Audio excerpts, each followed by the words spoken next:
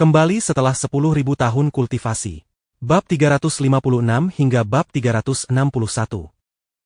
Bab 356. Kehidupan kultivasi di waktu senggang. Di sisi lain, Jiang Tian yang berada di pusat badai justru sangat tenang, seolah-olah tidak terjadi apapun. Meskipun perjalanan ke Korea Selatan sudah ditetapkan dalam hati Jiang Tian, dan ia mungkin tidak dapat kembali selama setengah tahun, Jiang Tian tetap ingin menemani keluarganya. Dalam beberapa hari berikutnya, Jiang Tian tinggal di Villa Forongshan seperti pria rumahan, memasak dan merawat herba spiritual serta obat-obatan spiritual, membimbing kultivasi orang-orang di bawah aliansi surgawi, menjalani kehidupan yang bebas dan tanpa beban. Kompleks Villa Forongshan hampir seperti sebuah manor, dengan 7 hingga 8 villa yang tersebar di berbagai lokasi. Anggota inti utama keluarga Jiang semuanya telah berkumpul di sini. Formasi besar Forongshan menyembunyikan angin dan mengumpulkan air, memadatkan energi spiritual di wilayah ini. Seperti awan dan kabut, tingkat kultivasi kakek, ayah, ibu, dan kakak perempuan Ziwei meningkat dengan kecepatan yang mencengangkan.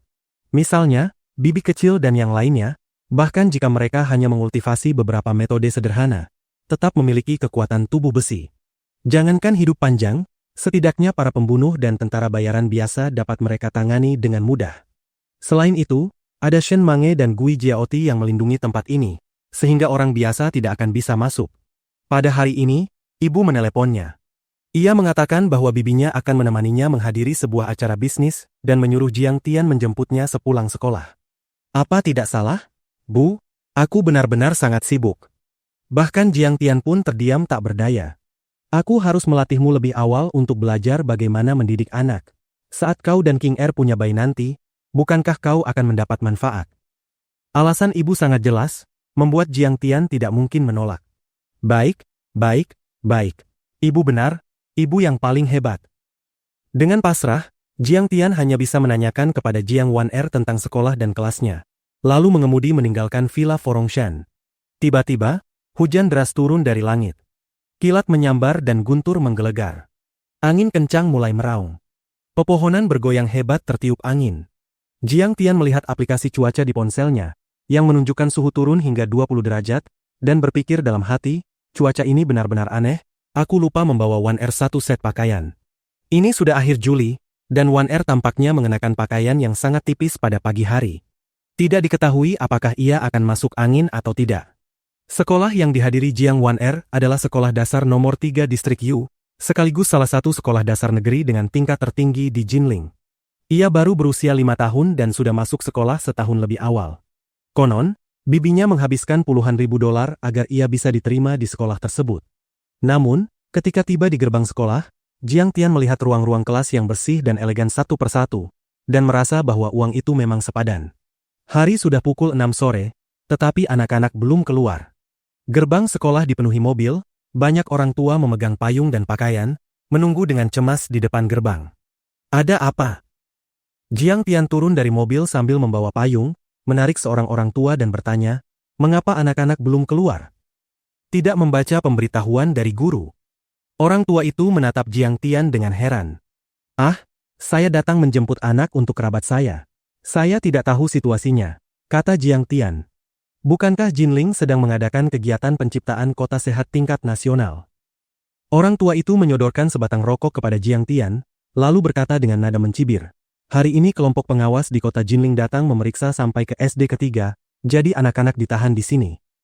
Tidak masuk akal, apa hubungannya penciptaan kota sehat dengan anak-anak? Seharusnya ini sudah jam pulang sekolah. Lihat cuacanya, sangat dingin. Jiang Tian menolak rokok itu dengan lambaian tangan dan berkata sambil mengernyit. Anda bukan orang dari sistem, kan? Orang tua itu menatap Jiang Tian dengan terkejut. Ya, saya orang bisnis. Jiang Tian tertawa. Formalisme benar-benar mematikan. Orang tua itu menggigit rokoknya dan menyalakannya, lalu tertawa, nama saya Meng Ruijiang, saya seorang polisi. Terus terang saja, saya bahkan kapten divisi polisi kriminal, tetapi saya harus seperti polisi biasa ini, menyapu jalan, memungut sampah, dan menangkap penjahat. Ia menunjuk ke arah panggung di depan sambil mengumpat, saya bahkan mendengar bahwa para pemimpin tingkat kota akan datang, dan mereka sudah menyiapkan upacara penyambutan. Astaga! Apa tidak salah? Panggung terbuka, hujan turun begitu deras, dan anak-anak harus berdiri di sana basah kuyup. Jiang Tian memandang panggung tepat di depan gerbang, segera mengernyit, merasa kesal. Pada saat itu, gerbang besi hitam terbuka, dan sekelompok anak yang memegang payung serta membawa bunga berbaris di kedua sisi gerbang. Wajah mereka masih dilumuri riasan, pipi mereka merah menyala seperti pantat monyet. Sebuah titik merah juga ditorehkan di dahi mereka. Zaman apa ini, masih memiliki estetika aneh seperti itu? Jiang Tian merasa sangat tidak berdaya. Seorang pria parubaya yang tampak seperti pimpinan sekolah berjalan keluar, diikuti seorang guru wanita muda dan cantik yang memayunginya. Dengan tangan di belakang punggung, ia berkata dengan angkuh, "Semua orang tua, harap menunggu dengan sabar sebentar. Pemeriksaan ini berkaitan dengan kehormatan sekolah. Silakan pindahkan kendaraan ke samping dan jangan menghalangi pimpinan tim inspeksi." Mengerti, mengerti. Para orang tua kesal, tetapi tidak berani mengatakan apapun. Mereka memandang anak-anak dengan rasa iba, namun pada saat yang sama tetap mengangguk sambil memaksakan senyum tipis. Orang itu adalah kepala sekolah SD nomor 3, Chen Shikun. Dia juga orang yang aneh. 10 tahun lalu, ia hanyalah guru biasa di kota kecil. Kemampuan mengajarnya tidak menonjol. Bahkan ia menyebut tempat hiburan sebagai tempat wule. Namun, hanya dalam beberapa tahun, ia dipindahkan ke kota kabupaten, lalu ke kota besar, dan kemudian menjadi kepala sekolah menengah pertama. Jangan meremehkan seorang kepala sekolah kecil. Ia mengangkat 5 jari dengan misterius. 500.000? Itu gaji yang sangat tinggi. Jiang Tian berdecak kagum. Saudaraku, kau meremehkannya. 5 juta, kata Meng Ruijiang tanpa ragu. Sial, yang benar saja, bagaimana mungkin kepala sekolah SMP memiliki penghasilan setinggi itu? Jiang Tian semakin terkejut, dan tiba-tiba merasa bahwa gaji yang ia berikan kepada ayah Huang Linger agak terlalu rendah. SD ketiga wilayah hujan adalah sekolah dasar terbaik di seluruh Jinling. Entah berapa banyak orang yang ingin masuk ke sana. Rumah di distrik sekolah ini bisa dijual seharga 40.000 per meter persegi, dan biaya masuk sekolah setidaknya 500.000. Meng Ruijiang menggelengkan kepala tanpa daya dan tertawa pahit. Selain itu, masih harus memberi uang lagi. Demi membiarkan anakku yang bandel bisa bersekolah di sini, aku memasukkan seluruh bonus 5 tahun kerjaku, semuanya ditukar dengan darah dan keringatku. Bukankah tingkat Chen Shikun ini mengerikan? Bagaimana dia bisa menjadi pimpinan sekolah ini? Jiang Tian tertawa. Asal bisa menahan diri, apapun bisa terjadi. Meng Ruijiang tertawa lalu berkata, aku dengar ketika dia dipindahkan ke kota dari kabupaten, seorang direktur dari Biro Pendidikan ingin membuka jalan untuknya. Lagi pula, mutasi seperti itu tidak mudah. Katanya dia bahkan membantu menyedot nanah dengan mulutnya. Orang ini benar-benar berbakat. Jiang Tian terdiam sejenak, sepenuhnya merasa takjub. Pada saat itu, Chen Shikun berjalan ke depan anak-anak dan memarahi dengan nada tinggi. Anak-anak, atasi kesulitan ini. Ini adalah ujian kualitas kalian, ujian semangat kerja keras kalian. Tepuk tangan harus meriah. Masih ingat bagaimana slogan harus diteriakan? Selamat datang, selamat datang, selamat datang dengan hangat. Anak-anak berteriak sambil menggoyangkan bunga ke kiri dan ke kanan secara berirama. Slogan harus hangat dan rapi. Kita harus membuat pimpinan merasakan antusiasme kita. Mengerti?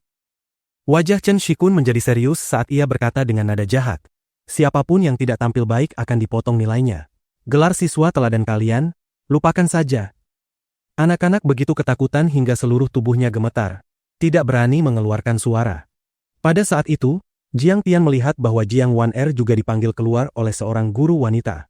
Gadis kecil itu berdiri di pintu hanya dengan mengenakan satu lapis pakaian tipis sambil memegang payung. Ia menggigil dalam angin dingin dan hujan deras, wajah kecilnya muram seolah-olah baru saja menghapus air mata. Saudara Meng, kita lanjut mengobrol nanti. Anakku sudah keluar. Jiang Tian segera berjalan mendekat sambil membawa payung. Sepupu, aku agak dingin. Jiang Wan-er memandang Jiang Tian dengan terkejut. Seluruh tubuhnya gemetar, matanya dipenuhi air mata. Jiang Tian menyentuh dahi Jiang Wan-er. Panas sekali, mungkin sekitar 39 derajat. Ia segera melepas jaketnya dan menyelimutkannya pada gadis kecil itu. Sambil menggenggam tangannya, ia mencari wali kelas dan berkata, Bu Guru, saya orang tua Jiang Wan-er. Anak ini sedikit demam. Ini. Saya tidak bisa memutuskan. Anda harus melapor kepada kepala sekolah Chen Shikun. Guru itu jelas sedikit takut pada Chen Shikun. Jiang Tian tidak berdaya. Ia kemudian berjalan ke arah Chen Shikun dan menyodorkan sebatang rokok. Kepala sekolah Chen, anak ini agak demam, bolehkah kami pulang lebih dulu? Tidak bisa. Chen Shikun bahkan tidak melirik Jiang Tian. Ia menepis rokok itu dan mengerutkan kening. Tidak boleh ada satu pun yang kurang. Itu akan meninggalkan kesan buruk pada pimpinan. Biarkan anak ini bertahan sebentar. Jiang Tian mengernyit, lalu berkata sambil tersenyum meminta maaf. Kepala sekolah Chen, anak-anak bukanlah pemandangan atau objek. Apa yang indah dari itu? Sekolah harus bertanggung jawab atas kesehatan anak-anak. Bukan. Siapa kepala sekolah di sini? Aku atau kamu? Chen Shikun meraung pada Jiang Tian dengan wajah pucat pasi, lalu mengabaikannya dan mulai memberi perintah satu demi satu kepada para guru dan pimpinan sekolah. Kata-katanya dipenuhi nada, harus mutlak. Jika tidak bisa melakukannya dengan baik, bertanggung jawab atas situasi, seperti seorang pemimpin besar yang sedang memamerkan kekuasaannya. Ia pada dasarnya sudah melupakan Jiang Tian. Setelah berturut-turut mengeluarkan beberapa perintah, ketika tiba-tiba ia melihat posisi kosong yang ditinggalkan Jiang Wan-er, ia langsung menggelegar marah. Kelas mana ini? Kenapa belum diganti? Terlihat seperti gigi anjing nenek tua, jelek sekali. Jiang Wan-er. Jiang Wan-er. Kemana dia pergi? Cepat isi posisinya. Wali kelas berteriak panik, keringat memenuhi dahinya. Sepupu, jangan khawatir, aku bisa bertahan. Jiang Wan-er mengangkat kepalanya menatap Jiang Tian, menyeka air matanya, lalu berkata dengan patuh. Kalau begitu, minum pil ini, nanti demammu tidak akan naik. Jangan ditelan sekaligus, nanti tidak bisa diminum. Jiang Tian tidak berdaya. Ia hanya bisa memberinya pil pemelihara qi untuk menutrisi tubuhnya agar demamnya tidak semakin parah. Ia juga tidak ingin mengamuk di depan Jiang Wan-er, karena itu tidak baik bagi perkembangan anak. Ia pun tidak ingin memperkeruh keadaan, karena itu berarti Jiang Wan-er harus pindah sekolah lagi. Lingkungan yang asing tidak akan menguntungkan bagi pertumbuhannya. Jiang Wan-er masuk ke dalam barisan sambil memegang payung. Chen Shikun merobek mantel anak itu dan melemparkannya kepada wali kelas Jiang Wan-er sambil memarahinya. Apa yang terjadi? Saya sudah berulang kali menekankan bahwa demi keseragaman pakaian, kalian harus mengenakan seragam sekolah. Ekspresi Jiang Tian seketika menggelap, kilatan dingin dan tajam melintas di matanya. Bab 357. Tarian Iblis, Bunga-bunga Layu. Kepala sekolah Chen, dia masuk angin dan demam tinggi. Wali kelas Jiang Wan-er menjelaskan dengan lemah. Seberapa tinggi demamnya? Apakah sampai terbakar? Tidak memakai seragam sekolah, apa yang akan dipikirkan pimpinan? Ini wajah sekolah kita. Kita menerapkan manajemen militer. Tidak terorganisir dan tidak disiplin. Kalau hal sekecil ini saja tidak bisa ditangani, minggir saja kalau tidak mau bekerja. Chen Shikun memarahi wali kelas itu dengan keras, sampai air mata berkilau di wajahnya. Jiang Wan-er begitu ketakutan hingga wajahnya pucat. Dan satu lagi, hujannya sudah semakin kecil, simpan payungnya, para guru. Chen Shikun belum selesai, ia kembali mengaum seperti petir. Anak-anak seperti boneka marionet saat menyerahkan payung mereka. Tubuh kecil dan lemah mereka ditegakkan, tangan menempel di sisi celana, gemetar seperti daun kuning dalam badai. Chen Shikun mengangguk puas dan merapikan jasnya. Pada saat yang sama, ia juga merasakan sedikit dingin. Ah, anak-anak pasti sudah kedinginan. Sialan, formalisme ini bisa membunuh orang. Kenapa dia sendiri memakai begitu banyak pakaian, bahkan masih memegang payung? Beberapa orang tua merasa sangat sakit hati, tetapi mereka hanya mengumpat pelan dari samping, tidak berani mengucapkan sepatah kata pun dengan keras. Tidak mudah untuk bisa masuk ke sekolah ini. Tidak ada yang ingin anak mereka kehilangan kesempatan belajar di sini. Mereka tidak sanggup kehilangan semuanya hanya karena masalah sekecil ini. Jiang Tian mengernyit, tinjunya mengepal erat, gelombang kemarahan bergejolak di dadanya, dan ia hampir tidak bisa menahannya lagi. Jiang Wan-er, ada apa denganmu? Apa yang ada di mulutmu? Camilan? Keluarkan. Tiba-tiba, Chen Shikun menunjuk Jiang Wan-er dan meraung keras. Bukan camilan, itu pil obat yang diberikan sepupuku, untuk mengobati flu. Jiang Wan-er begitu ketakutan hingga wajahnya pucat, air mata berkilau di matanya saat ia mencoba membela diri dengan lemah. Omong kosong pil obat. Mana mungkin pil obat tidak pahit? Bagaimana kamu bisa memakannya? Keluarkan sekarang. Chen Shikun menunjuk hidungnya dan memarahinya dengan galak. Lihat dirimu. Nilaimu buruk, 3 mata pelajaran tidak lulus standar, dan perilakumu juga buruk. Penampilan seperti ini pada siswa sekolah dasar. Kamu tidak pantas belajar di sini. Kalau begini terus, aku akan mengeluarkanmu. Jiang Wan-er hanya bisa memuntahkan pil itu lalu memasukkannya ke dalam sakunya. Lihat itu, pil permen. Bukan? Mau menipu mataku?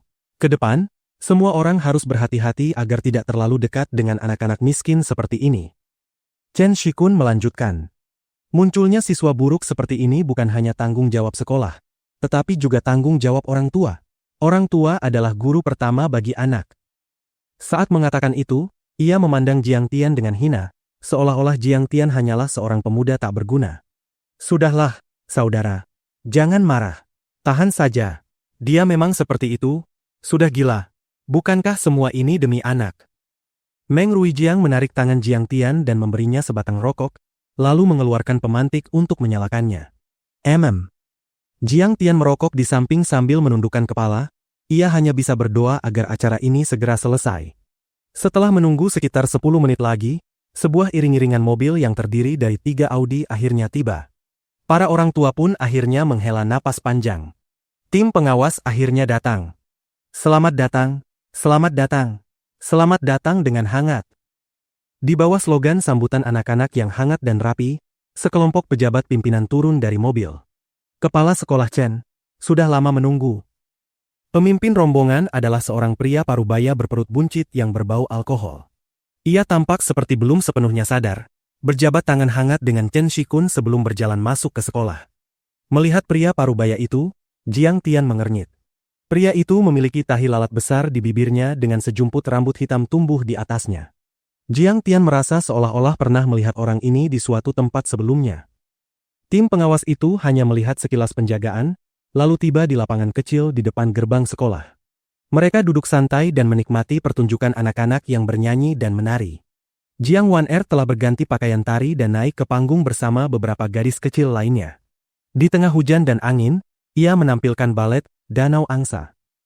Namun para pimpinan itu dilindungi payung oleh guru dan siswa, meminum teh panas yang harum, mengembuskan asap rokok dengan santai, sungguh pemandangan yang kontras. Siapa orang itu? Ada tahi lalat besar di mulutnya dan... Jiang Tian menarik Meng Ruijiang dan berkata, dia, ya. Namanya Zhang Wenzheng, wakil kepala Biro Kesehatan Kota, sekaligus ketua tim pengawas. Meng Ruijiang mengerucutkan bibirnya. Ia jelas tidak memiliki kesan yang baik terhadap orang itu, tetapi tampaknya enggan berkata lebih banyak. Zhang Wenzheng? Mengapa nama kepala Biro Kesehatan ini terdengar begitu familiar? Jiang Tian kembali mengernyit, firasat buruk muncul di hatinya. Pada saat itu, pertunjukan di halaman telah berakhir. Tim pengawas dan pimpinan sekolah dari kedua pihak memegang payung sambil berjalan keluar, tampak seperti tuan rumah dan tamu yang sedang mengobrol dengan gembira. Anak-anak juga berlari satu persatu ke arah orang tua mereka, minum air dan mengenakan pakaian. Banyak di antara mereka yang masuk angin dan demam. Wali kelas Jiang Wan-er berjalan ke depan Jiang Tian dan berkata, "Selamat, orang tua ini. Para pimpinan tim pengawas ingin makan malam bersama anak-anak malam ini untuk memahami kondisi belajar dan kehidupan mereka." Jiang Wan-er juga terpilih. Makan malam apa? Saya tidak setuju. Jiang Tian melihat Zhang Wenzheng seolah hendak meraih tangan kecil Jiang Wan-er, sambil berkata dengan senyum menyeringai. Gadis kecil ini sangat lucu. Berapa usiamu? Ayo, biar paman menggendongmu. Jiang Wan-er menoleh dan mencari Jiang Tian di kerumunan. Ia tidak memedulikan Zhang Wenzheng sama sekali, membuat ekspresi Zhang Wenzheng sedikit canggung. Melihat tatapan mata Zhang Wenzheng yang serakah dan jahat, jantung Jiang Tian tiba-tiba berdebar keras, karena ia teringat semuanya. Konon, kejahatan itu terjadi pada tahun 2006, perbuatan jahat tersebut berlangsung selama bertahun-tahun, dan ada banyak keluhan dari para orang tua. Namun Zhang Wenzheng memiliki pelindung besar di belakangnya dan semuanya ditutup rapat. Dosa terus berlangsung tanpa henti. Bunga-bunga yang murni dan tanpa celah menjerit dan menangis di tangan hitam kejahatan, dalam keputusasaan dan teror tanpa akhir, lalu diam-diam layu dan hancur menjadi debu dalam ketidaktahuan. Alam neraka kosong. Para iblis berada di dunia fana. Beberapa orang tua yang menuntut penjelasan juga ditekan dan ditangkap dengan tuduhan, membuat keributan, dan mengganggu ketertiban sosial. Baru pada tahun 2010, ketika insiden itu diposting di Weibo dan menarik perhatian publik secara luas, tabirnya akhirnya benar-benar terbuka. Memangnya kenapa kalau Paman Zhang menggendongmu? Chen Shikun kemudian menarik lengan Jiang Wan-er. Jiang Tian menepis tangan guru itu dan segera melangkah maju, menghalangi lengan Chen Shikun, lalu mengernyit, "Lupakan saja, Wan-er tidak suka kontak dengan orang asing. Ia sama sekali tidak berniat menyelesaikan urusan dengan mereka sekarang." Saat ini, keluarga Jiang memiliki kendali penuh di Suzhou. Menghadapi para sampah ini hanyalah soal satu kalimat saja. Setelah perjalanan ke benua bintang, pihak Suzhou berkali-kali menyuruh sekretaris Yu datang menemui Jiang Tian. Namun Jiang Tian sama sekali tidak peduli dan menolak semuanya. Wajah Chen Shikun menjadi dingin, lalu memarahi, "Orang asing apa? Lihat jelas, ini pimpinan atasanmu. Kita masih harus makan malam bersama malam ini." "Sudahlah, Kepala Chen. Jangan mempersulit mereka." Zhang Wenzheng tersenyum dengan sikap seolah-olah murah hati. "Merupakan kehormatan bagi saya untuk mempersulit Anda." Chen Shikun kembali mencoba menarik Jiang Wan-er.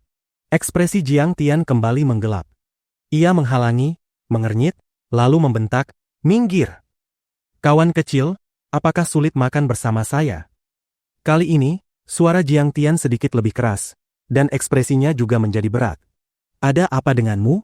Kenapa begitu tidak tahu diri? Entah berapa banyak orang yang ingin berhubungan dengan pimpinan besar." Chen Shikun menjadi bersemangat dan kembali meraih lengan Jiang Wan-er. Orang tua ini tidak bisa sedikit bekerja sama?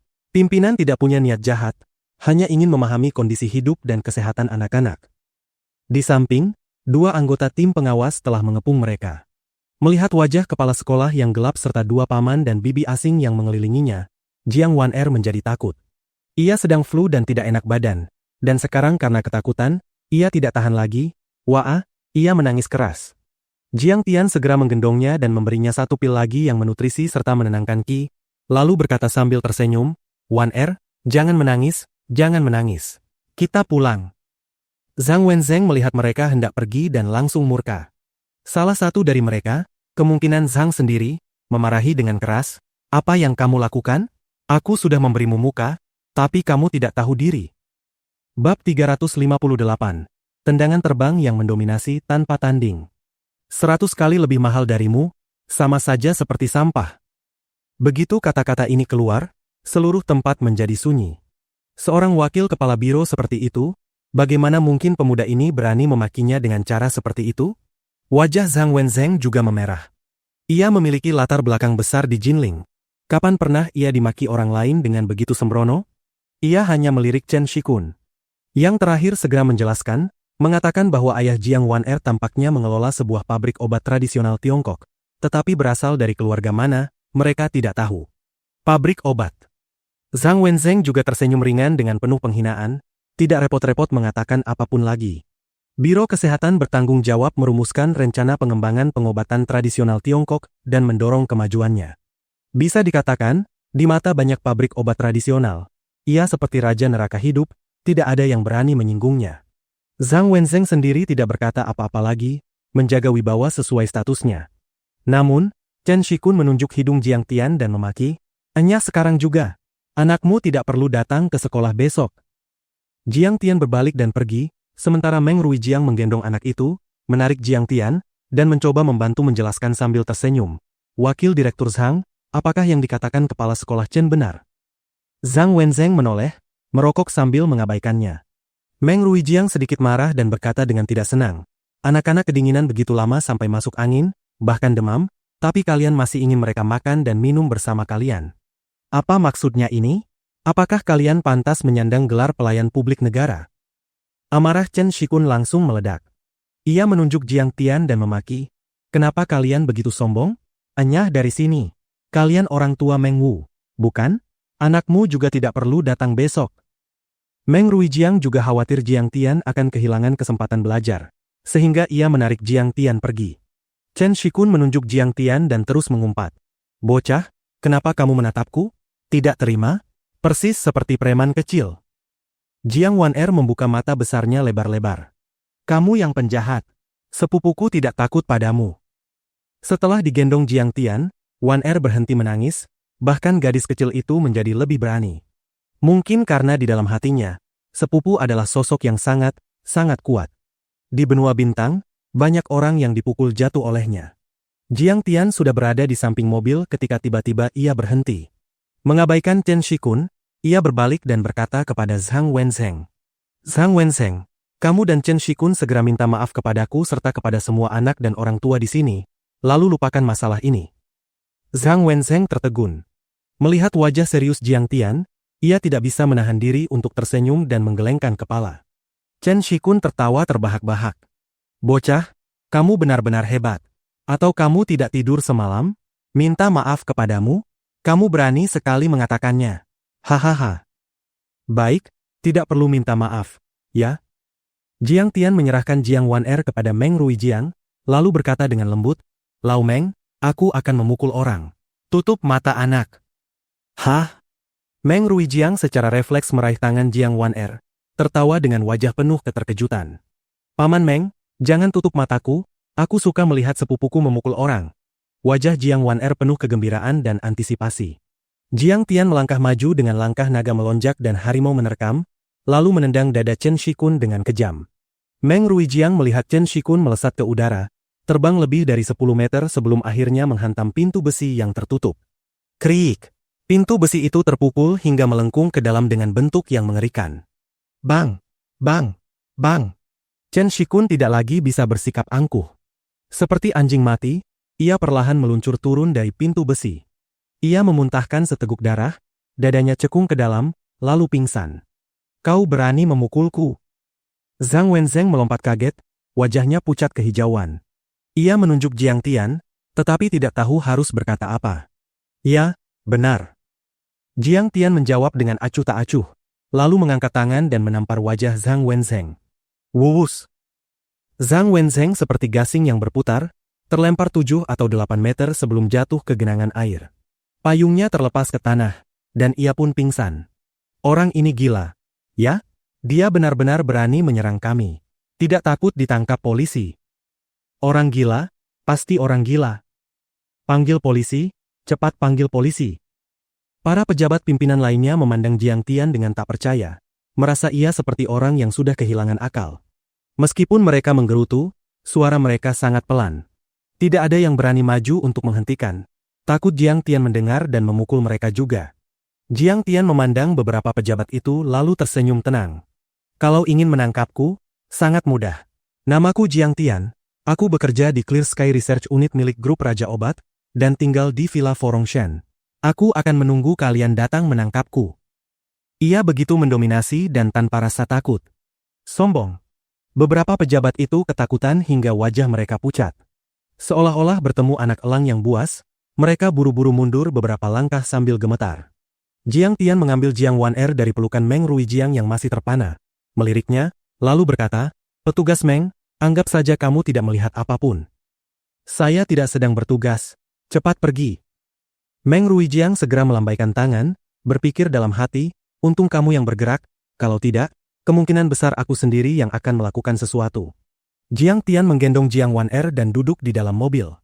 Jiang Wan-er duduk di kursi pengaman di kursi penumpang depan dan tertawa, sepupu memang yang terbaik. Lihat mereka, sepertinya benar-benar takut pada sepupu. Di depan Wan-er, Jiang Tian sama sekali tidak merendah. Ia mengangguk dan berkata dengan bangga, siapapun yang berani menindas Wan-erku, kakak akan membuat mereka lenyap selamanya. Jiang Wan-er mengangguk kuat-kuat. Sebelumnya, aku pernah memukul beberapa teman laki-laki yang menindasku sampai menangis. Ibuku malah memarahiku. Kakak tetap yang terbaik. Jiang Tian terkejut. Ia berpikir dalam hati gadis ini tidak boleh tumbuh menjadi penguasa kecil, lalu segera berkata dengan wajah gelap, kamu tidak boleh menindas teman sekelas di sekolah. Kalau ada yang menindasmu, beritahu sepupu. Baik. Wan-er sedikit kesal, tetapi tetap mengangguk patuh. Di perjalanan, Jiang Tian menelepon ibu dan menceritakan apa yang terjadi. Oh, aku tahu. Jangan khawatir. Urusanku juga sudah selesai, biar aku yang menanganinya. Zhang Wanzi sama sekali tidak peduli. Keluarga Jiang saat ini sudah jauh berbeda dari masa lalu. Mereka bisa bergerak bebas di Jinling bahkan di Suzhou. Di tingkat pemerintahan, di jalanan, hingga dunia bisnis, mereka memiliki koneksi di segala bidang. Beberapa waktu lalu, Sekretaris Fen bahkan menelepon untuk meminta maaf kepada Jiang Tian karena sebelumnya berdiri di pihak yang salah. Jiang Tian saat ini bisa dikatakan menekan satu provinsi sendirian, seperti seorang kaisar agung. Untuk sampah di antara para pejabat seperti itu, Lalu kenapa jika dipukul? Apa masalahnya? Setelah menutup telepon dari Jiang Tian, Zhang Wanzi langsung menelepon kepala Jinling dan menceritakan seluruh kejadian tersebut. Ia menyampaikan penyesalan mendalam kepada Jiang Tian, menjamin akan segera menyelidiki dan menangani masalah ini, serta tidak akan mengampuni para penjahat di antara para kader. Larut malam, di rumah sakit rakyat ketiga Jinling, di unit perawatan intensif. Zhang Wenzheng didorong keluar dari ruang operasi dengan 3 tulang rusuk patah. Untungnya, tulang yang patah tidak menusuk jantungnya, maupun menyebabkan pendarahan dalam yang parah, dan ia dibawa tepat waktu. Kalau tidak, ia sudah mati di tengah jalan. Meski begitu, rasa sakit fisik tidak dapat dihindari. Dokter mengatakan ia harus beristirahat setidaknya setengah tahun dan tidak boleh melakukan aktivitas berat. Zhang Wenzheng menggertakkan giginya menahan sakit, namun tetap berteriak marah. Bocah itu terlalu kejam. Aku ingin balas dendam, aku harus balas dendam. Istrinya menenangkannya dengan ekspresi sedih. Wenzheng, jangan khawatir, kakak iparmu sudah datang. Di Jinling ini, siapa yang tidak bisa ditangani oleh kakak ipar kita? Pulihlah dengan baik. Seseorang sudah dikirim untuk menangkap mereka. Wakil Kepala Biro Kepolisian Kota Jinling, Zhang Wenzheng, mengembungkan perutnya sambil mengisap rokok dengan marah. Wajahnya kelabu. Hari ini ia benar-benar murka. Penjahat bernama Jiang Tian itu sama sekali tidak tahu diri dan berani memukul kakak iparnya. Ini bukan sekadar menampar wajah Zhang Wenzheng. Ini menampar wajahnya sendiri. Chen Shikun melaporkan situasi dari samping. Direktur Du, bocah itu terlalu gila, terlalu brutal. Tanpa mengatakan sepatah kata pun, ia langsung menyerang. Saya tidak bisa menghentikannya. Dan orang bernama Meng Ruijiang itu juga tidak menghentikan mereka, malah membiarkan saja, lalu pergi setelah memukul. Di samping, Du Mingtao berkata dengan wajah muram, "Ayah, ini jelas niat jahat untuk melukai orang. Bahkan bisa dihitung sebagai percobaan pembunuhan. Bagaimana mungkin kita membiarkannya begitu saja?" Kepala Sekolah Chen, Jiang Tian? Jiang Tian yang mana? Dari unit mana? Chu Mengyao menyela dan bertanya. Ia dan Du Mingtao baru saja memastikan hubungan sebagai pasangan, dan ketika mendengar bahwa paman Du Mingtao dipukuli hingga parah, mereka datang bersama membawa hadiah. Dari sini, Chu Mengyao tiba-tiba menyadari betapa besar kekuasaan dan koneksi keluarga Du di Jinling. Selama 3 jam operasi, hampir semua kepala komite di kota Jinling datang menjenguk. Jumlahnya puluhan orang, semuanya pejabat tingkat tinggi. Hadiah memenuhi koridor. Bahkan beberapa pimpinan tingkat provinsi mengirim sekretaris dan staf untuk menjenguk. Para bibi dan paman dari keluarga Du pada dasarnya semuanya memegang posisi penting di pemerintahan, di berbagai departemen. Awalnya, Chu Mengyao sedikit tidak puas pada Du Mingtao karena ia pernah melihat sisi arogan dan berkuasanya. Namun sekarang, ia menyadari bahwa memilih Du Mingtao mungkin justru pilihan yang baik. Keluarga Jiang memang kaya, tetapi hanya kaya saja. Sejak zaman dahulu, rakyat Tiongkok selalu tidak berani melawan pejabat. Bagaimana Jiang Tian bisa dibandingkan dengan keluarga pejabat seperti Du Mingtao? Benar, Jiang Tian memang memiliki hubungan baik dengan beberapa tokoh dunia bawah Su Ruocheng. Tetapi orang seperti itu justru lebih takut pada pejabat, terutama polisi. Ia merasa bahwa keluarga pejabat seperti keluarga Dulah yang merupakan kelas benar-benar berkuasa. Untung saja tidak terjadi apa-apa antara dirinya dan Jiang Tian. Kalau tidak, bukankah ia akan melewatkan Du Mingtao? Namun, memikirkan ekspresi puas diri Jiang Tian, ia juga merasa sangat tidak senang. Sekarang ia sudah memiliki hubungan dekat dengan Du Mingtao, jadi ia tidak ingin keluarga Du menyelidiki Jiang Tian dan membuatnya mengetahui nilai dirinya. Dia sendiri mengatakan bahwa dia berasal dari laboratorium langit cerah milik keluarga Jiang. Chen Shikun menggaruk kulit kepalanya dan berkata dengan ragu. Apa? Grup Raja Obat? Jantung Du Min berdebar keras. Ia begitu ketakutan hingga kaki dan perutnya terasa lemas dan kejang. Wajahnya pucat seperti mayat, keringat dingin mengucur dari tubuhnya. Orang ini teman sekelasku di universitas. Dia adalah tuan muda dari grup Raja Obat. Chu Mengyao menyampaikan apa yang ia ketahui, tetapi di dalam hatinya juga merasa terkejut. Mungkinkah bahkan Du Min takut pada Jiang Tian? Mengapa ketika mendengar kata Jiang Raja Obat, reaksinya seolah-olah menerima kabar darurat? Bab 359. Terobosan alkimia di puncak Gunung Eulong. Apa? Dan dia bahkan dari Pangeran Mahkota Jiang? Du Min merasa jantungnya berdegup makin kencang. Pandangannya mengabur, hampir saja tekanan darahnya melonjak. Ada apa? Direktur Du, sekretarisnya segera menopangnya. Dumin menunjuk Chen Shikun sambil memukul dada dan menghentakkan kaki. Bagaimana kamu bisa menyinggung keluarga Jiang? Apa kamu sudah gila? Keluarga Jiang bahkan memiliki pengaruh di kalangan anggota Dewan Provinsi. Putri Wakil Kepala Lin Menghan, sudah cukup arogan. Dan tiran, dia seperti anjing buas. Siapapun yang dia gigit akan celaka. Terakhir kali kami mencoba menangkapnya, kami justru diusir oleh polisi sendiri. Mata Chen Shikun membelalak, tidak percaya. Orang ini tidak boleh diprovokasi. Jangan bicara tentang aku, bahkan Sekretaris Yu dari Garis Politik dan Hukum Wakil Kepala Lin pun tidak berani menyinggungnya. Kamu benar-benar menyeretku ke kematian. Apa? Jiang ini punya latar belakang sebesar itu. Kepala Chen Shikun berdengung, kakinya melemas. Ia tahu bahwa dirinya telah menimbulkan bencana besar. Dumin mengabaikannya. Dengan tangan gemetar, ia mengeluarkan ponsel dan segera menelepon. Mundur. Cepat kemasi dan kembali. Apa? Kalian sudah sampai di depan Villa Forongshan? Kalian sudah bergerak. Untung kalian belum bergerak. Cepat kembali. Tentu saja tidak boleh. Aku beritahu kalian, siapapun yang berani menyentuh sehelai rambut Tuan Jiang, akan kutembak mati. Diam, jangan buat keributan. Wajahnya pucat seperti kertas karena ketakutan. Setelah menutup telepon, ia menghela napas panjang, menyeka keringat dingin di dadanya, lalu tersenyum kecut. Benar-benar membuatku takut setengah mati. Untung mereka belum bertindak. Untung aku menelepon tepat waktu. Kalau tidak, bahkan jabatan resmiku pun tidak akan bisa dipertahankan. Di samping, Chu Mengyao tercengang, wajahnya penuh ketidakpercayaan. Jiang Tian. Bahkan pejabat tingkat tinggi pun tidak berani menyinggungnya. Dan dia sampai menakuti Dumin sedemikian rupa?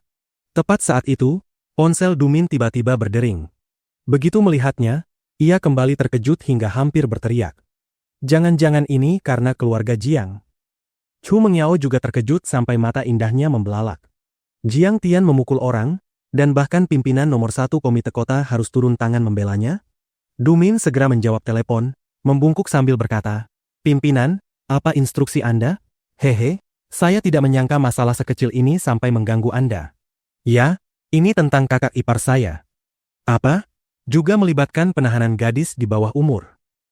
Wajahnya langsung berubah marah. Bagaimana bajingan itu bisa melakukan hal seperti itu? Terlalu kejam.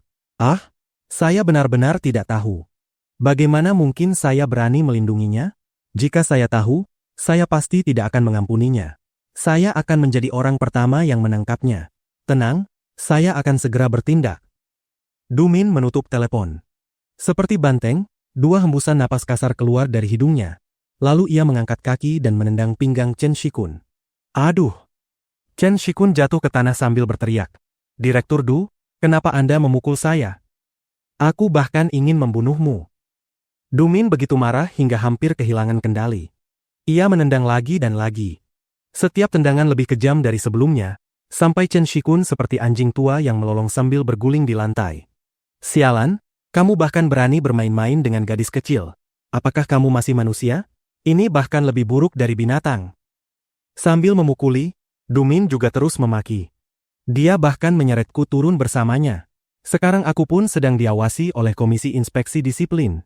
Menurutku, kamu benar-benar pembawa sial. Setelah amarahnya reda, Dumin memanggil beberapa polisi. Menunjuk Chen Shikun yang masih merintih, ia berkata, "Tangkap orang ini dan bawa kembali ke kantor polisi untuk diperiksa." "Direktur Du, Anda tidak bisa tiba-tiba bermusuhan seperti ini. Saya sudah membantu Anda mengurus 3 penerimaan siswa." Bahkan ketika diborgol, Chen Shikun masih tidak percaya dan tidak mengerti mengapa Dumin, yang biasanya memanggilnya saudara, tiba-tiba berbalik melawannya. Ia memohon, "Tolong lepaskan saya kali ini." "Bocah, tunggu saja hukuman berat. Kali ini tidak ada siapapun yang bisa menyelamatkanmu." Dumin tidak memedulikannya dan membiarkannya dibawa pergi.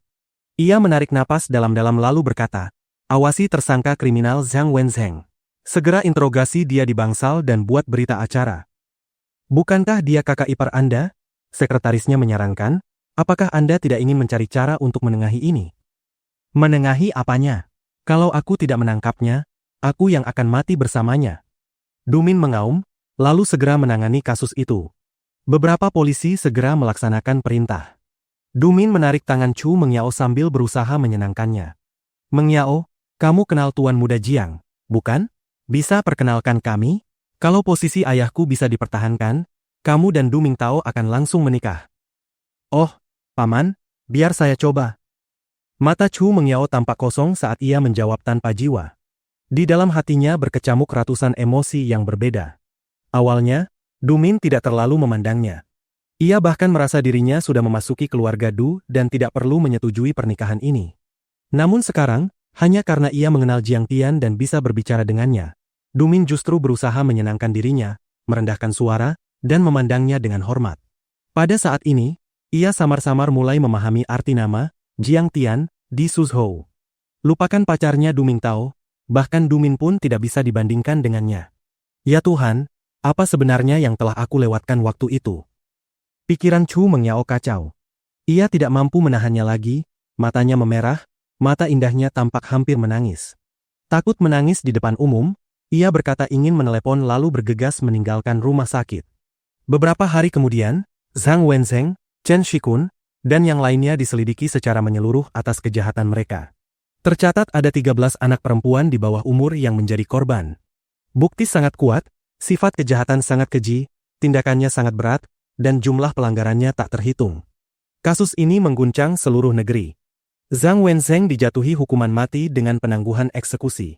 Chen Shikun dijatuhi hukuman penjara 20 tahun. Warga Jinling bertepuk tangan dan bersorak atas tindakan tegas kepolisian Jinling. Tentu saja, bagi Jiang Tian, orang-orang ini hanyalah semut yang dapat ia hancurkan dengan mudah. Setelah menemani keluarganya selama beberapa waktu, ia juga memberi petunjuk kepada banyak kerabat serta sekutunya di dunia bela diri, menstabilkan situasi di Jinling. Kemudian Jiang Tian mengumpulkan semua herba spiritual tingkat tinggi, memadukannya dengan formasi besar Forongshan, lalu mulai memurnikan pil untuk melakukan terobosan. Awalnya, tingkat kultivasiku sudah berada di tingkat 4 murid Qi. Selain itu, semuanya telah sepenuhnya dikonversi menjadi esensi sejati Gengjin. Namun tingkat ini sudah membuatku terhenti selama 1 tahun penuh. Tidak ada jalan lain, aku benar-benar kekurangan sumber daya kultivasi. Sekarang, aku telah mengumpulkan cukup banyak herba spiritual tingkat tinggi dari perkumpulan Sinostar. Ditambah kekayaan yang dikumpulkan Forongshan, sudah waktunya memurnikannya menjadi pil yang yuan dan melakukan terobosan sekali lagi. Jiang Tian menata batang-batang herba spiritual di depannya, tersenyum puas sambil mengangguk. Herba-herba ini adalah gelombang pertama yang matang setelah formasi besar Forongshan selesai dibangun. Herba gondok biasa ini. Kenapa terasa sangat familiar? Umurnya bahkan sudah 30 tahun. Jiang Tian sangat terkejut. Bahkan jika formasi besar pengumpul energi spiritual mempercepat pematangan obat, seharusnya tidak secepat ini. Di sampingnya, Zhao Shuiqing tersenyum sambil menunjuk Huang Linger yang berada di ladang obat di luar jendela. Suamiku, lihat dia. Apa yang perlu dilihat? Tatapan Jiang Tian beralih, dan saat berbicara, ia tiba-tiba tertegun. Dia sudah mampu menggunakan Qi, dan bahkan sedang berkultivasi, dan kemajuannya sangat cepat, sampai benar-benar mencapai alam pemurnian. Ya, aku yang mengajarinya.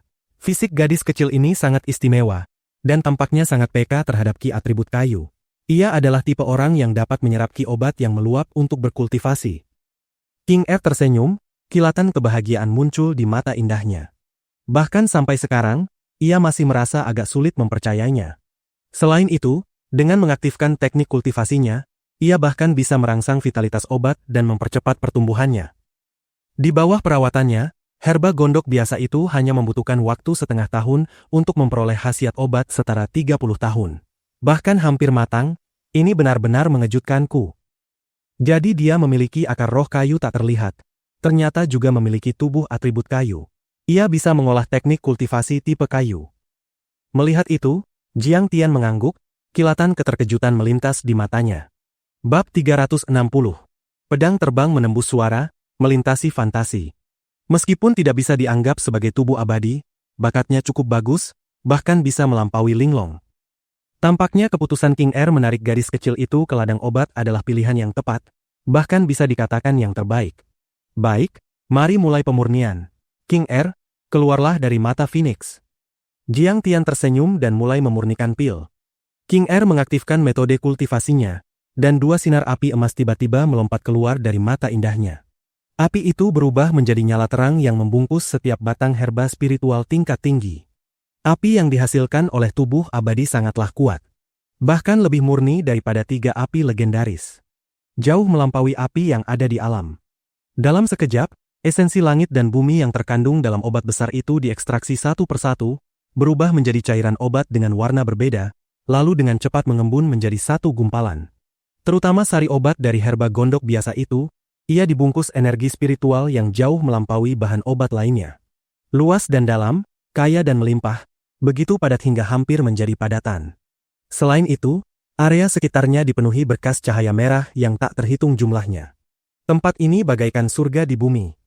Hanya dengan satu tetes saja, orang biasa dapat berevolusi seperti ikan mas yang berubah menjadi naga. Hati King Er dan Jiang Tian menyatu, sehingga ia dapat mengikuti rencana Jiang Tian dan mengendalikan suhu api dengan tepat. Bola-bola cairan obat berwarna-warni melayang di udara, saling berkumpul dan berputar. Bentuk serta khasiatnya mengalami perubahan yang aneh dan misterius. Pada akhirnya, semuanya berubah menjadi banyak pil yang yuan berwarna merah. Pil-pil itu bergulir lalu jatuh ke dalam botol giok. Lumayan, ternyata berhasil memurnikan 50 pil yang yuan.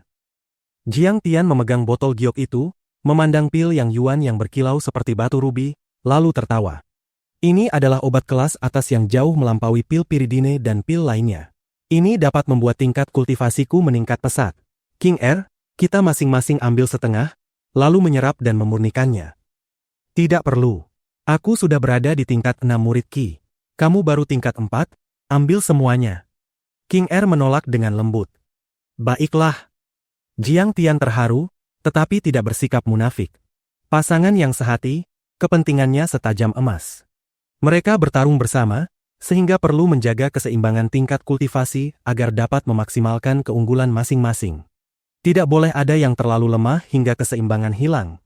Sejak saat itu, Jiang Tian menelan pil setiap hari dan memurnikannya dengan sabar. Pil yang yuan memang sangat kuat. Dalam waktu singkat, Jiang Tian berhasil menembus tingkat 5 murid Qi. Energi vital di dalam laut Qi melonjak seperti gelombang pasang, volumenya meningkat lebih dari 2 kali lipat. Saat ia mengaktifkan mantra Gengjin, kulitnya berubah menjadi warna emas aneh yang memancarkan sinar keemasan. Ini menandakan bahwa ia semakin mendekati tahap keberhasilan besar tubuh ilahi Gengjin. Bahkan sekarang, ia mampu menahan puluhan hingga ratusan tembakan meriam berat. Tubuh fisiknya menjadi semakin kokoh, mampu menembus penghalang suara tanpa hambatan, dan kecepatan geraknya juga meningkat. Indera spiritualnya juga menjadi sangat kuat. Saat dilepaskan, ia dapat langsung mencakup jarak 20 km atau bahkan lebih. Berbeda dengan sebelumnya, yang hanya mampu menjangkau beberapa kilometer, dengan batas maksimum sekitar 10 km. Setelah terobosan kali ini, menelan pil tidak lagi memberikan banyak efek. Karena fondasi tingkat 5 murid Qi belum stabil, ia perlu bertarung untuk terus memperkuat dasar kultivasinya sebelum dapat menembus tingkat berikutnya. Sudah waktunya membereskan perkumpulan Sakura. Pada hari itu, Jiang Tian selesai bermeditasi. Kilatan cahaya melintas di matanya saat ia memutuskan berangkat ke Korea Selatan dan Dongyang. Perkumpulan Sakura Dongyang telah mengincar peninggalan reruntuhan abadi milik keluarga Jiang, yang bahkan tidak benar-benar ada, selama setengah abad. Di kehidupan sebelumnya, justru atas perintah perkumpulan Sakuralah 3 keluarga besar seperti klan Nie mampu menghancurkan keluarga Jiang, membawa penghinaan dan penyesalan tanpa akhir bagi Jiang Tian. Bisa dikatakan, perkumpulan Sakura adalah dalang sebenarnya, sementara 3 keluarga besar Jinling lainnya hanyalah pion yang bertarung di garis depan. Saat ini, Jiang Tian juga sangat percaya diri terhadap tingkat kultivasinya sendiri. Sekarang, jika ia bertemu ahli seperti Qiao Bin, ia bahkan tidak perlu menyerap esensi darahnya. Satu tamparan saja sudah cukup untuk menghancurkannya menjadi debu hingga tingkat molekuler. Ia bahkan tidak akan mampu berkumpul kembali meskipun ingin. Bahkan jika itu tahap ilahi sejati, aku bisa membunuhnya dengan satu jentikan jari. Selama senjata nuklir tidak digunakan, aku bahkan mampu menghadapi tentara modern dunia saat ini. Selain itu, membunuh para ahli Dongyang dan menempa diri dalam darah serta api juga akan membantu Jiang Tian menstabilkan tingkat kultivasinya saat ini. Kali ini, para tokoh perkumpulan Sakura kalian bukan hanya akan diperlakukan seperti sekawanan anjing, tetapi juga sebagai samsak hidup. Memikirkan hal itu, pandangannya tertuju ke arah timur. Ke arah Dongyang. Namun tak disangka, sebelum ia sempat bergerak, Li Jinzu sudah datang dengan gelisah ke depan pintunya. Tuan Jiang, kami tidak bisa menunggu lebih lama lagi. Nasib garis cendana ada di tangan Anda. Di ruang tamu Villa Forongshan, Li Jinzu, Dewi Nasional Korea Selatan, bersujud di hadapan Jiang Tian seolah-olah sedang bertemu dewa. Ia menunjukkan rasa hormat yang luar biasa, kedua tangan menyentuh lantai, dahi menempel pada tangan, berlutut sambil memohon. Sejak menyaksikan Jiang Tian membunuh Qiao Bin dengan bola pembekuan darah di Danau Jialing, kepercayaan dan kekagumannya terhadapnya semakin dalam. Kini, ia benar-benar yakin bahwa dengan kekuatan ilahi Jiang Tian yang tak tertandingi, tidak ada musuh yang tidak dapat dibunuh. Kalau kamu tidak menyebutkannya, aku hampir melupakan Dongun. Baik, aku akan membantumu merebut kembali garis cendana terlebih dahulu sebelum pergi ke Dongyang. Jiang Tian langsung menyetujui dengan ceria dan berdiri. Suamiku, kali ini aku ikut. Zhao Sueking menarik tangan Jiang Tian sambil tersenyum dan membawanya masuk ke ruang kerja. Tidak perlu. Dongyang kecil saja, aku bisa menekannya sendirian. Kamu harus menjaga keluarga dengan baik. Jiang Tian tersenyum. Ia telah membentuk tubuh ilahi Gengjin. Selama bukan ledakan nuklir, senjata termal biasa tidak lagi ia takuti. Tenang saja. Selama aku di sini, tidak akan terjadi kesalahan. Zhao Sueking tidak bersikeras. Di luar pria memimpin, di dalam wanita memimpin, tradisi Tiongkok bukan tanpa alasan. Bagi keluarga biasa, tugas wanita adalah menjaga urusan belakang agar pria dapat bekerja di luar tanpa kekhawatiran. Bagi mereka juga sama. Hanya jika garis belakang Jinling aman dan stabil, Jiang Tian dapat bergerak tanpa hambatan sejauh puluhan ribu mil. Tentu saja, King Er, kamu sudah berada di tahap ke-6 transformasi tubuh, kecantikan tertinggi. Siapapun yang datang ke sini berarti mencari mati. Jiang Tian tertawa bangga. Benar, bawa juga pesawat ulang-alik ini. Zhao Sueking mengeluarkan pesawat terbang artefak dari cincin penyimpanan lalu berkata sambil tersenyum. Jangan buru-buru menolak.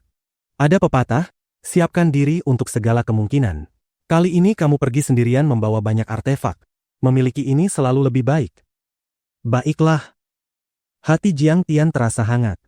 Gadis ini sungguh terlalu berbudi. Tuan Jiang, berikan kartu identitas Anda. Saya akan mengurus tiket pesawat. Li Jinzu berkata tergesa-gesa saat keluar dari ruang kerja kembali ke ruang tamu. Pesan tiket pesawat? Kita langsung saja menaiki pedang terbang dan berangkat. Jiang Tian menggelengkan kepala dan melambaikan tangan. Dalam kilatan cahaya hitam, pedang terbang hitam kecil berubah menjadi pedang raksasa sepanjang 3 meter dan melayang di udara seperti sebuah perahu kecil. Ini pedang terbang. Li Jinzu pucat ketakutan, mata indahnya hampir melotot keluar. Ia bahkan tidak melihat dari mana pedang hitam besar itu muncul, seolah muncul begitu saja dari kehampaan. Benar-benar seperti sihir, terlalu menakjubkan. Benarkah ini bisa terbang? Li Jinzu mengamati pedang terbang itu dengan rasa ingin tahu. Di mana unit tenaganya? Mengapa tidak ada ventilasi? Tidak ada baling-baling juga. Dongun adalah dewa pencipta dalam mitologi dan legenda Korea Selatan. Kepercayaan dan legenda garis cendana berasal dari dua aliran Konfusianisme di Tiongkok. Sejak kecil, Li Jinzu gemar membaca novel tentang kekuatan gaib dan dewa Tiongkok, seperti catatan pencarian dewa dan legenda pendekar pedang Gunung Shu, sehingga ia mengetahui kisah tentang makhluk abadi pedang dan pedang terbang. Namun ia selalu menganggapnya hanya legenda. Ia tidak pernah menyangka akan melihatnya muncul tepat di depan matanya. Kecepatannya sebanding dengan pesawat supersonik. Kenapa belum naik? Jiang Tian berdiri di atas pedang terbang dan memandang Li Jinzu. Melihat pedang terbang tanpa kabin itu, Li Jinzu merasa takut dalam hatinya. Tidak ada pelindung sama sekali, jika ia terpeleset dan jatuh, bukankah ia akan berubah menjadi gumpalan daging? Namun bagaimanapun juga, ia adalah keturunan Dongun, sehingga memiliki pengalaman dan keberanian tertentu. Menggertakkan gigi, kilatan tekad muncul di wajah cantiknya saat ia mengulurkan kaki rampingnya yang berbalut sepatu hak tinggi kristal, lalu melangkah ke atas pedang terbang. Tutup matamu. Kecepatannya terlalu tinggi. Jika kamu melihatnya, kamu akan pingsan, kata Jiang Tian ringan. Ya, Tuan. Li Jinzu menutup matanya dengan patuh dan memeluk pinggang Jiang Tian dengan kedua tangannya. Berangkat. Jiang Tian berteriak, dan seketika pedang terbang hitam kecil melesat ke langit seperti roket. Setelah keluar dari villa, di bawah kendali kesadaran Jiang Tian, pedang terbang itu tiba-tiba berakselerasi. Boom! Menembus penghalang suara. Dari gagang pedang muncul gelombang turbulensi berbentuk kipas, berwarna putih berkabut seperti kabut tipis.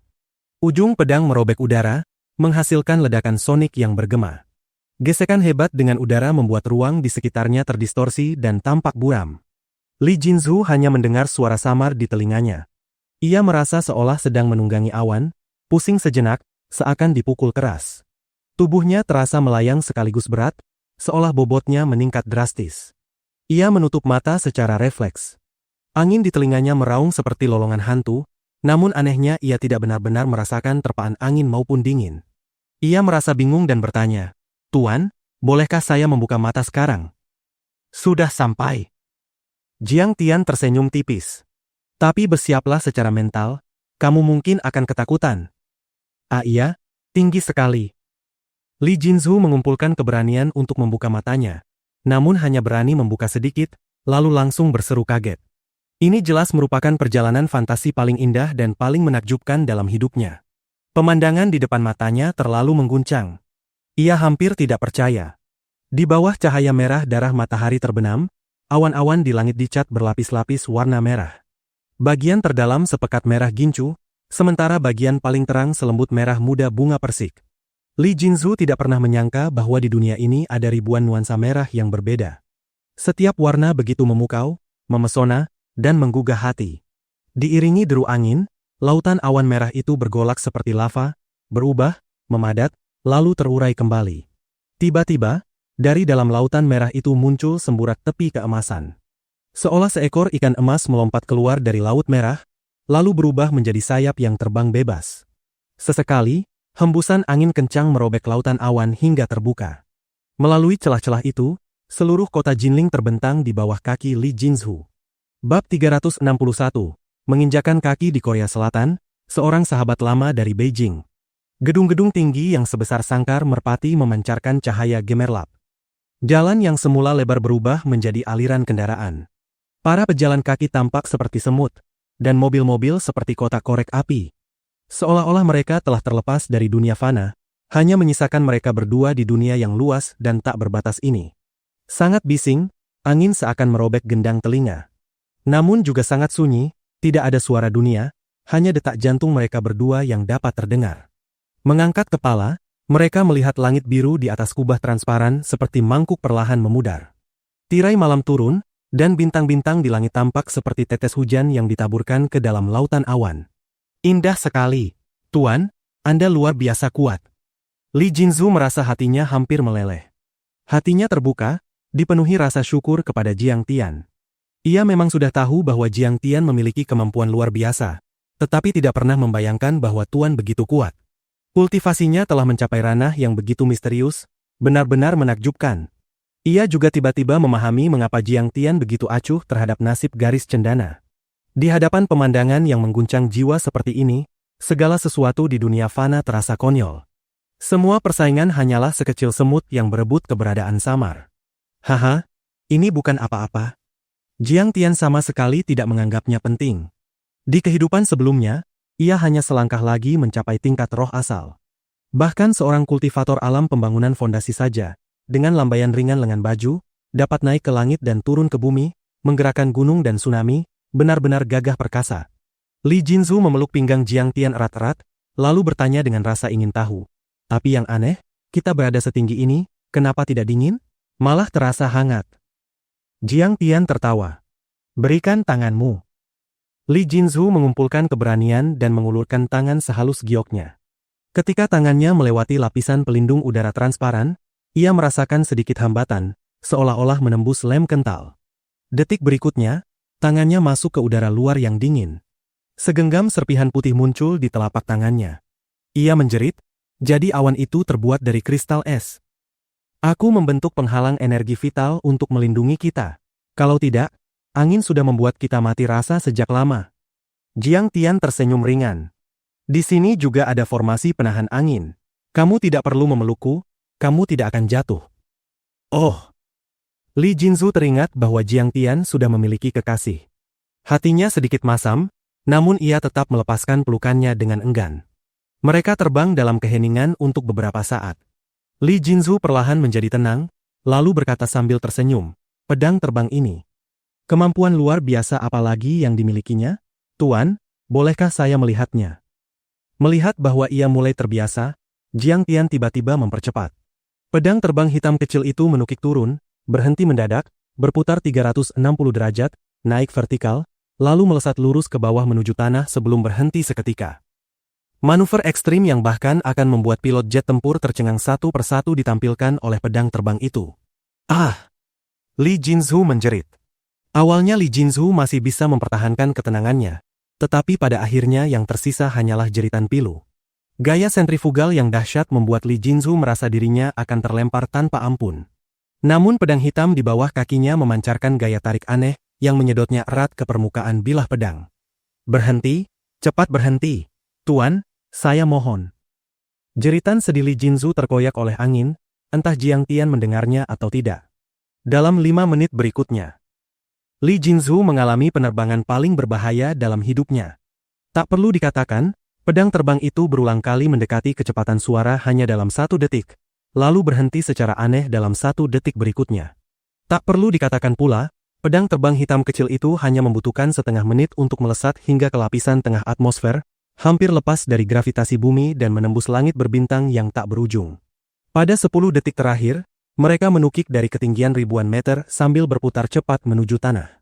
Tubuh dan pedang berputar seperti bor berkecepatan tinggi, dan baru ketika jarak kurang dari 1 meter dari tanah, pedang terbang itu tiba-tiba berhenti lalu melesat ke depan secepat kilat. Jantung Li Jinzhu hampir meloncat keluar, ia nyaris pingsan di tempat. Ugh! Ketika pedang terbang akhirnya kembali melaju stabil, wajah Li Jinzhu sudah sepucat mayat yang mati 3 hari. Ia memegangi perutnya dan muntah. Jarak dari Jinling ke ibu kota Korea Selatan, Seoul, sekitar 1.800 km. Setelah 1,5 jam, pedang terbang itu pun tiba. Mereka menemukan sebuah hotel Hilton. Jiang Tian mendaratkan pedang terbang di sebuah gang terpencil, lalu keduanya berjalan keluar bersama. Tuan, saya juga memiliki villa di Seoul. Apakah Anda ingin menginap di tempat saya malam ini? Tanya Li Jinzhu dengan wajah penuh kekaguman. Setelah mengalami penerbangan tadi, ia benar-benar memperlakukan Jiang Tian seperti dewa. Menginap di hotel saja. Jiang Tian menjawab acuh tak acuh sambil berjalan menuju Hotel Hilton. Li Jinzhu segera mengikuti. Jiang Tian mengeluarkan beberapa kartu berlian Hilton. Kartu-kartu ini hanya dimiliki oleh anggota keluarga pendiri, pemegang saham utama, dan mitra penting. Hotel Hilton selalu nyaman, dan Jiang Tian terlalu malas tinggal di villa Li Jinzhu. Hotel ini terletak di kawasan elit distrik Gangnam, Seoul. Jiang Tian menyerahkan kartu identitas dan kartu berliannya kepada Li Jinzhu, lalu Li Jinzhu pergi ke meja resepsionis untuk membantunya melakukan pendaftaran. Petugas hotel bersikap sangat hormat, seolah-olah sedang menyambut tamu kehormatan tertinggi. Jiang Tian duduk di sofa kulit di sudut lobi, memandang pemandangan malam yang ramai di luar jendela.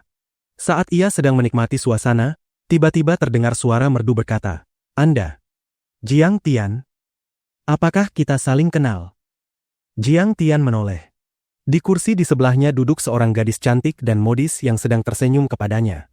Ia mengenakan blus sutra putih bermotif polkadot dengan bahu terbuka dan rok hitam selutut. Di tangannya tergantung tas Hermes yang anggun. Riasannya sangat halus dan memukau, bahu putih bersalju, dada yang penuh, kaki panjang dan ramping seputih salju, lutut yang indah, serta postur duduk yang anggun, semuanya tampak seperti karya seni. Di sampingnya duduk seorang pria dengan kemeja putih bersih dan celana hitam yang rapi seperti garis pisau, tampak seperti elit bisnis. "Benar-benar kamu." Gadis itu mengulurkan tangan hendak berjabat tangan dengan Jiang Tian. Ia tersenyum, memperlihatkan 2 lesung pipi samar, seolah-olah 100 bunga sedang mekar. "Kamu tidak ingat aku? Aku Yuan Ning, sahabat Song Xuangyan." "Oh, kamu." Begitu mendengar 3 kata, Song Xuangyan, mata Jiang Tian langsung menjadi dingin. Ia tiba-tiba teringat wanita di hadapannya. Song Xuangyan, putri keluarga Song dari Yanjing, juga dikenal sebagai salah satu dari 4 putri. Ia juga gadis kaya dari kalangan elit kaya yang pernah dijodohkan dengan Jiang Tian, yang menggunakan hadiah pertunangan untuk menipu peninggalan reruntuhan abadi lalu membatalkan pernikahan, membuat keluarga Jiang dipermalukan habis-habisan. Saat di universitas, pada tahun ketiga, Jiang Tian pernah diatur oleh keluarga Jiang untuk bertemu Song Xuangyan sekali dalam sebuah perjalanan. Bagaimanapun juga, ini bukan masyarakat feodal. Kata-kata orang tua dan mak comblang tidak lagi terlalu berpengaruh bagi kaum muda. Keluarga Jiang percaya bahwa generasi muda perlu saling mengenal dan membangun hubungan terlebih dahulu. Namun selama beberapa hari di Anjing itu, Jiang Tian justru mengalami pukulan besar dan dipermalukan. Meski saat itu ia masih berstatus putra mahkota, ibunya masih menjabat sebagai ketua, dan bahkan grup raja obat miliknya sudah bernilai hampir 10 miliar. Tetapi di mata Song Shuangyan dan para tuan muda Yanjing lainnya, Jiang Tian tetap hanyalah seperti orang desa yang baru masuk kota. Mereka seperti pangeran dan putri yang tinggi dan berkuasa, memerintah dan mempermainkan Jiang Tian, memandangnya dengan tatapan dingin penuh ejekan, memberinya penghinaan tanpa akhir. Yuan Ning ini juga termasuk di antara mereka.